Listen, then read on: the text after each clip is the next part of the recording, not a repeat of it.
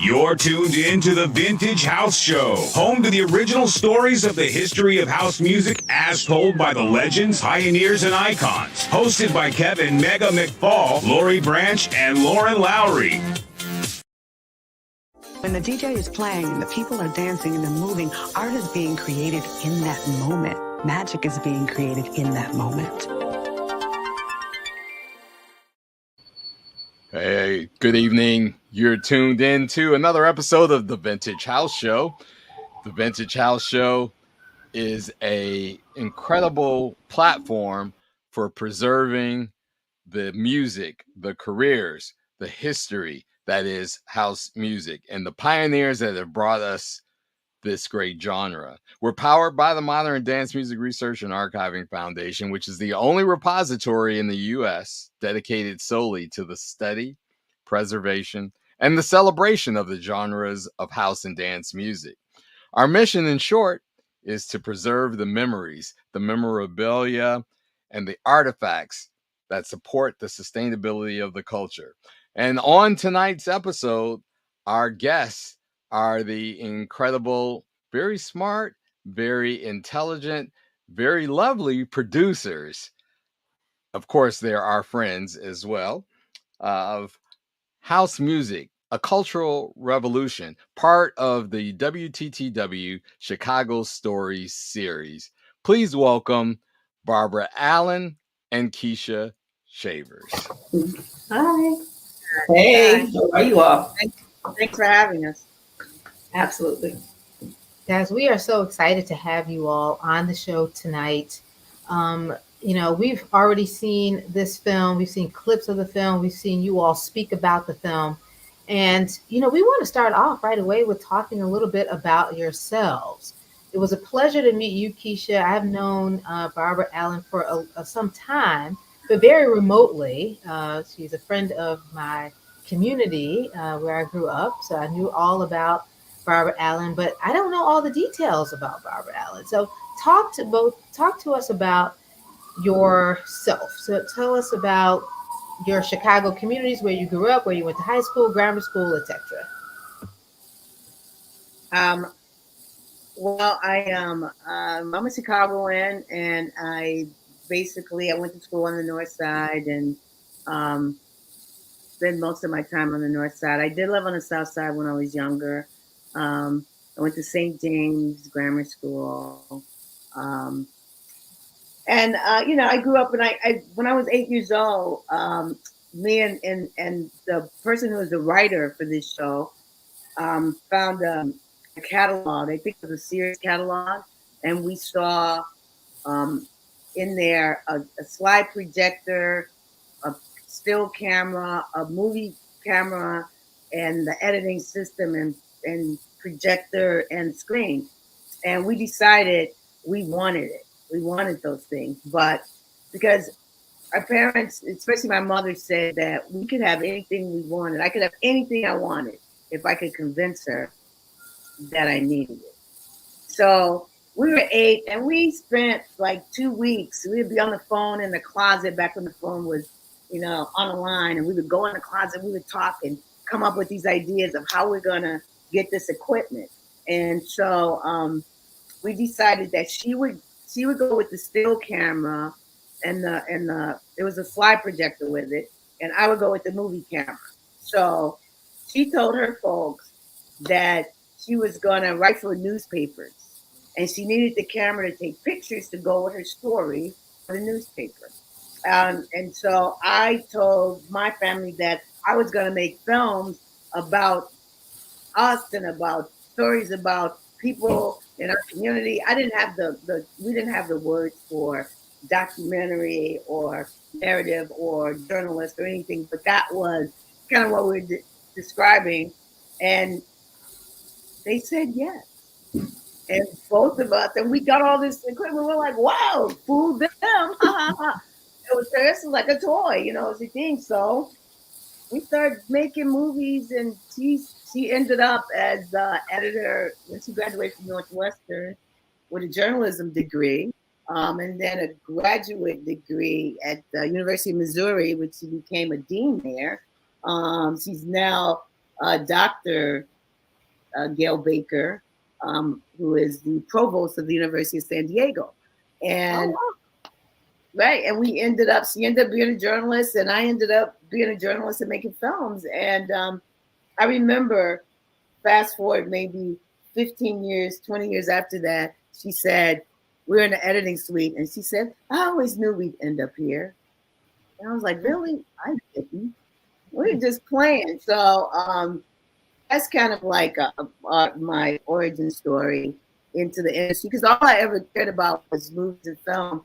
And I was gonna studying pre-law. I graduated really early, and by the time I got to college, I was already a sophomore, because I had all these advanced courses. And so it only took me like 2 years to graduate from college. But I was gonna do pre-law, and I was at Loyola, and this professor said you could study anything and be a lawyer.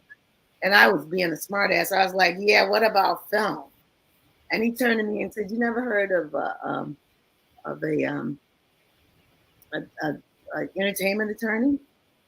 And I was like, oh, really? So then I studied film, and I was at Columbia, and then I worked on graduate stuff at Roosevelt, and I got the engineering license, which was back in those days pretty rare but pretty sought after. So because I was so young, got out of college, my godparents lived in New York, so I went with these older people who it was like film was their second career choices, like they were teachers and stuff. And so as a kid, I'm like, okay, I'll tag along. I got nothing to do, and I went to New York, and it's just like in the movies. He said to me, the friend said to me, I'm going to, for a job at NBC. You should come with me, because when you go back to Chicago, you got to know how to do this, right? So I went, tagged along to the interview, got an interview, and I filled out all the paperwork, blah, blah, blah, blah, blah. And they saw I had this engineering license. And this woman came out, and she's like, Barbara Allen. Who's Barbara Allen? And I almost didn't answer, because I'm like, I didn't do anything. Coming after me. And as a little kid, she sees the corner, and I was like, and she's like, you're Barbara Allen? I was like, yeah. She's like, you come with me. And I was looking at my friend like, help me. What if, takes me in the room. She says, you got a first class, the FCC engineering license? And I'm like, yeah. What do you want to do? I said, I want to edit. I just want to edit, And she said, okay. They sent me up to the head of editing at NBC in New York. And it turns out he was from Chicago, and his assistant was my friend's mother. Had no idea of this. And I was like, you're the reason she had to move. We were so upset because a friend of ours was moved, and we were kids. We were really upset that she had to leave because nobody left. And I'm like, it's your fault. And we laughed. We had a great time. I wasn't looking for a job. I was going home, And he said, and you come back Tuesday, because Monday was a holiday. It must have been Memorial Day. And I was like, by this time, I'm like, oh, John, don't worry about it. Yeah, I don't need to go. And he's like, no, be here Tuesday. And I'm like, okay, I'll come. Tuesday, I started working at NBC in New York, which was funny because my godparents were there, and my god sister, who had graduated, she's a little older than me, she had graduated, and she ended up at a station in Iowa, and I ended up at the networks in New York. And since we share the same birthday, I was like, oh, mom and dad will never know this is not you, because we have this got together. So I ended up with the job at NBC, and my friend didn't. And that was the beginning that I realized I could probably talk my way into anything. If I could do this or whatever, the rest of it's going to be easy. Because our teachers always say you start at the bottom and you work your way up, and maybe one day you'll end up at the network. And I'm like, wow, I'm starting at the network. I got nowhere to go but down. But, I always said that I only wanted to do film. And if I had to do television, I would only ever work for 2 television stations. And that was WGBH in Boston and WTTW in Chicago. And Oh, so wow. when I ended up at TTW, I know I should Both have said public Warner. broadcasts. Yeah. Yeah, because that was the only thing that I knew that was doing, you know, stuff that was very interesting to me.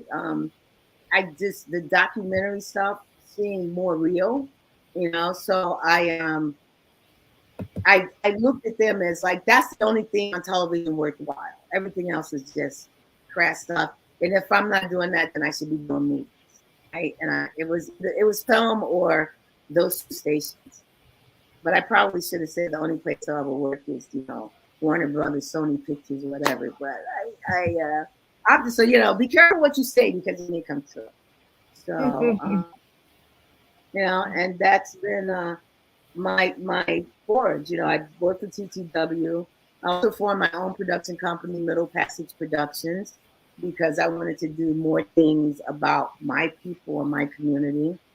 And I ended up in 2012-13 with a night fellowship at Stanford, where I was one of the first people doing VR when VR was, and other people didn't know about VR. It was in its infancy, and I was there with Palmer Luckey, the guy who did the Oculus, and I created a VR experience on Hurricane Katrina, so people could see what it was like. Because I got tired of journalists always saying, people like they should have left. Why didn't people leave? It's like, well, you know what? Everybody couldn't leave. What if it was you? So I took a first person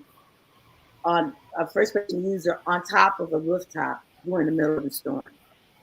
And it was an amazing experience because the storm starts and stops, but then the levees break and the water's up, and you're on the top of the roof with the help sign trying to get help, and helicopters are going by and boats are going by and people are screaming for help over there. The dog is, and you can hear the dog barking down in the house from the hole in the roof. And this woman is across the way with her baby, asking to help you, and you're supposed to walk a plank to help her with the baby. And I'm afraid of heights, and I'm not a good swimmer, so I couldn't even do it, although I knew it was virtual because it was so real. It was real virtual reality. But what was interesting, and then up to the wall, the dog is kind of whining.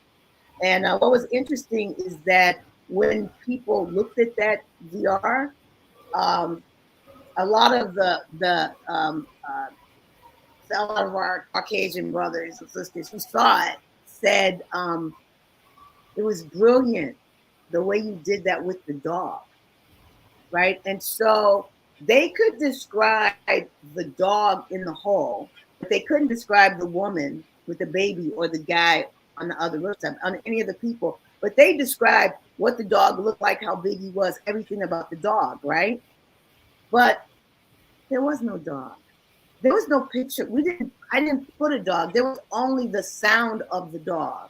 But from that sound, they saw the dog, but they didn't see the people there. And me and my mentor, who was like the expert of VR, we were both in shock because we did not expect that to happen. So. BA, for our audience who may not know, in this case, what abbreviation VR stands for, can you just break it down? It's virtual reality. Yeah, because everybody's got the headsets now, like Meta, because Zuckerberg bought Oculus Rift, and he looked at Mike Keys, did the Wall Street Journal, a lot of people, and it did have an effect, and it's still there at Stanford somewhere, and they updated and Harry Lennox was kind enough to do the voiceover for the piece, and I had a well-known musician from Brazil do the music. So it was the first time that they used virtual reality at Stanford to tell a story, and not just as an experiment or just cut and dry. You're doing this, but actually to tell a story. So, wow. BA, that is quite a story. You shared a lot. Thank you so much for talking to us about your beginnings on the north side, living on the south side, all the way to Stanford. Okay, from New York to Stanford, you have been super busy. Keisha, I want to jump in here with you and your origin story. Keisha, we recognize that you have a lot of sort of information. You had to hold on to a lot of information as I see it and organize and make sure that we all sort of follow through. And so we knew how busy you were trying to make sure everybody was in good shape. So talk to us quickly about sort of your origin story. Where were you? Where are you from? Where did you grow up? Where did you go to grammar school, high school? We need the whole Chicago story. Okay, I'm gonna keep it brief for you. So I am a South Sider, born and raised South Sider. I attended Holy Angels Grammar School from kindergarten through sixth. Oh, And wow. then I attended Holy Name Cathedral from seventh grade through high school. So that was just, I know I may be jumping it, but that's where I probably would say I cut my teeth on music, was at Cathedral due to the parties that Cathedral used to host. My background is predominantly in radio. I spent 20 years at WVON. I was their morning drive producer. I was their executive producer. I produced actually for former President Barack Obama. That's not quite my claim to fame, but I use it. And I think what transferred me from radio was meeting BA at Kennedy King College. We had attended a media event there that was hosted by the late Rose Jackson. And BA and I sat at the same table. And in that conversation, in that time that we spent, I ended up leaving there, and she said, come to tell, we needed help. At that time, they were producing, or they were working on Du Salva to Obama, Chicago's Black Metropolis. And BA invited me to come and intern. And yeah, of course I was excited, You didn't believe me at first. So. No, I didn't. No, I didn't. But I think what triggered me is because I do like documentaries. I enjoy narratives, but I love documentaries because of my news background.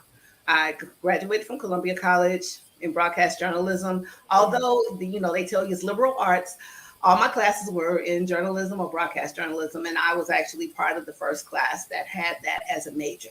So that transferred into me getting into radio. My producer background kind of also was transferable in me working with BA on her documentary of Du Salva to Obama, Chicago's Black Metropolis. So that was actually my foray into film, was through BA. BA is actually my film mentor. And then conversing with BA, we find out that our birthdays are 2 days apart. We attended the same high school. We attended the same college. She grew up, I think, in the same area I grew up in Lawless Gardens. I think you were in Lake Meadows. So in all this conversation, we found out how much of a spirit, kindred spirit we were. And so getting into film with her was probably the best thing ever. I know NBC working at the National was great for her. Me working with her was great for me. Because again, I had no film background outside of being a consumer of it. So that I would say would be why I've been with BA. I've actually had the opportunity of being nominated for an Emmy as a producer with her. We won that Emmy as a fact. Wow. Blind, Rethinking Race. So to say that getting into film with someone as brilliant, I'm just going to call her as I see it, was a plus for me. And I'm here for the ride as far as, being able to keep things in order, because I had to do a live radio show Monday through Friday, 5 a.m. to 10 a.m. Organization was necessary. So me being able to kind of keep that producing skill over to what I was working with BA, it was that's what it was. It was just that. She was really a natural. She was a natural force. Because I am the most unorganized person you could ever meet. But it's organized to me, but other people just see it as chaos. I need somebody like Keisha who understands my chaos and can put it in terms that other people can interpret. So that we make a really creative. So the Scorpio team here, we make a good team. Scorpio's in the house. And speaking of who's in the house, we are joined by our illustrious co-host, our friend, our girl, DJ Lori Branch. How are you? And the crowd went wild. As they do, as they do. As they Hey, always do. everybody. Thanks for letting me join your chat. And I'm just so excited to have this opportunity to reintroduce y'all in a whole different way and be with our Vintage House team. I think Osama, why I always want to call Obama Osama. That's not right. Yeah. But Obama Okay. to Gustavo, Chicago's Black Metropolis. I love that documentary, BA and Keisha, and congratulations on it. I hope it should get like recirculated or something. Where can people see that documentary? It was amazing. It is on WTTW's website or my Vimeo Okay. page. But yeah, it's out there. I mean, it's what we call an evergreen because Yes. we took we time period Dusabo to Obama, and we stopped when Obama became president. So we don't go into his administration or anything, but it's that moment in time. So it's evergreen because that's that moment in time. So that's why I think it is so popular and people really like seeing that. I know we're going to talk more about the documentary that we're all sort of involved in one way or the other. I can't wait to get there. But I do want to ask a couple of questions about Obama to DuSable. Why do I want to trip over that? Why do I want to trip over this? Thank you. Yeah. Okay. DuSable to Obama. Yes. It is an amazing documentary, but I am curious about sort of what was the impetus for that documentary? Like what made you want to tell that story in that way? Well, WTTW have been doing this thing, Irish in Chicago, Polish in Chicago, Italian in Chicago. And so Obama had become president. And they're like, oh, we should do Blacks in Chicago. And I was like, nah. Because when you do Polish in Chicago, I don't feel invited. I feel like it's for Polish people. And Irish is for Irish people. And so I wanted it to be broader. And so I really had to fight for the name, DuSable to Obama, Chicago's Black Metropolis. I had to explain to them that Black Metropolis was a sociology book, one of the first on urban Blacks in major cities. That was done by Sinclair Drake and what's her name's brother? Susan Whitson's brother. Anyway, it was a well-known book. And so I just added the Chicago to it. And I had to go to the head of the company and just, explain to him that it makes it broader. The fact is, and I understood that for mainstream audience, everybody was in love with Obama, right? Right. And DuSable is a French name. So not everybody knows who he is now, but then most people didn't know who he was. So it's like, who is this French guy to Obama? So it made it kind of a safe thing. But the subtitle, Chicago's Black Metropolis, they weren't paying attention to that. Yeah. So no, I appreciate it so much. And the guys, the co-author is Horace Caton. Horace Caton, yes. Susan Caton Woodson, she was in the documentary, and she told us lots of stories about her brother. That was really cool. So yeah, she was like 93 years old, and I was talking to her. I want to jump in here with the question as well. That you alluded to it a little bit in your introduction, but I want to know if you can elaborate a little bit on why Chicago. Clearly, you both have roots here, but BA, you spent some time in New York and other places around the world. Keisha, I know you've traveled around the country as well, but from your perspective, I want to know the lens that you look through when it has to do with Chicago, and why is this such a special place? Either of you can take that first. I'll start. For me, I've lived here all my life, and just I would say in the last maybe 3 to 5 years, I have gotten a chance to see the Chicago that I was unaware of. And because of that, it gave me, again, another lens to see the city that I thought I knew, but didn't have a clue. And so for me, Chicago is, outside of being home, is just, it's a bastion of just beautiful art, architecture, music, culture. I mean, we have 77 communities, and yet we're still segregated. And I think that that is probably one reason that programs that we're creating are important, to kind of bridge, or at least let people see we have layers. We're not all monolithic. You know, we live in Chicago, but I mean, I think about BABA, you know, like she identified, she grew up on the north side. And I'll share a real quick story. We were walking through the neighborhood, and one of the homes that we were walking toward had all this mail in this mailbox, right? I don't remember. And I was like, well, we're on the north side, yeah. Right. Are they moving? What's happening? And she told me, she said, you know, people put their mail out so that the postal worker can take the mail when they deliver the mail. They could take that mail back to the station. I was like, wow, I didn't even know they did that. You know, because I'm constantly, every time I'm mailing something, I'm looking for either a mailbox or a post office branch. So I didn't even know I could stick my mail in my box and you all would take it to the station for me.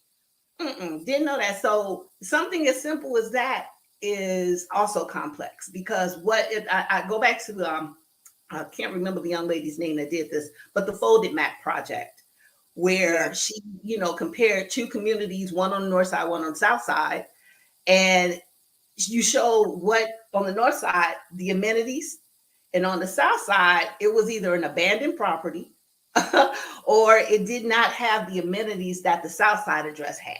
So that is why I, you know, could sit here and say I love Chicago. And although when, you know, I go out of town or visit, you know, family elsewhere, oh, I'm glad you didn't get shot. Really? Is that what you want to say? You know, and so the perception of Chicago is still, you know, at one time the perception was, what's the gangster, Al Capone, Black Gangster Disciples, and, you know, Jeff Fort. Now it's like, oh, I hope you don't get shot. Well, damn, I'm sorry. There's 77 community areas in Chicago. I can, you know, let's talk about that diversity, not the fact that you think I might get shot. And so I guess for me, it's changing the perception of the city.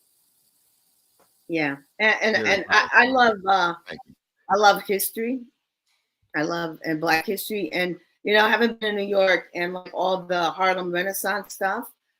Well, as I studied that, the more I studied it, the more I saw that a lot of those people that were part of the Harlem Renaissance came from Chicago.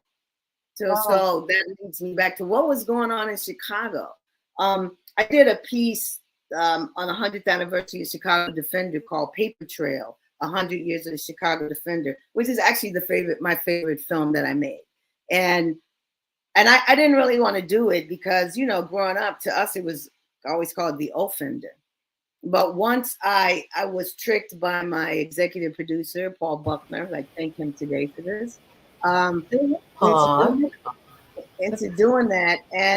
And once I started studying, I realized why our parents, our grandparents, people this paper was revered. The things that this newspaper changed the complexion of America, because it convinced people to come from the south to the north,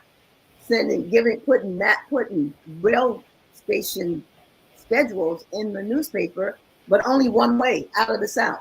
All the, you know, coming showing schools in the north and schools in the south, and convincing Black people their jobs and job stuff that they put in. So, you know, when I realized the importance of this newspaper and all the history that I learned just by going through the newspaper, from the ads to the entertainment, you know, that people, Pullman porters were hiding these newspapers and taking them south. The Black baseball players were taking it around. It was like the first national newspaper. And as I point out in the doc, what's the national paper? The Chicago, USA Today. USA Today, a lot of stuff that they did, they got from the Defender, because that whole thing about your hometown and all, that's from the Defender.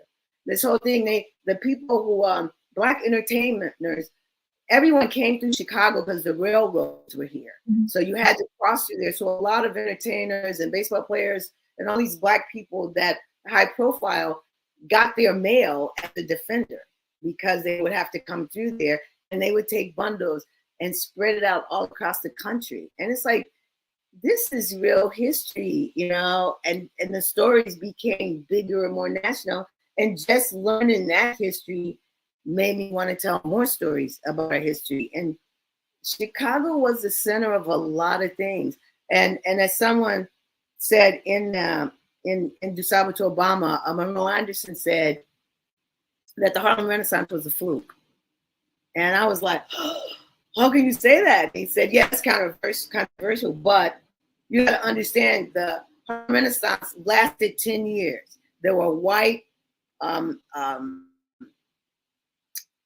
people who were, what do they call them? Benefactors who were supporting, they would get a Black writer, right, or a Black musician, whatever, support them. But then the Depression came and that little experiment was over. But in Chicago, the Black Renaissance never ended because it was supported by the people themselves in the community. Right. So they went back and showed us all these. We had a great archivist named Michael Flug, who unfortunately passed away, at the Vivian Harsh collection. And he was really our mentor, and he really guided me through a lot of stuff.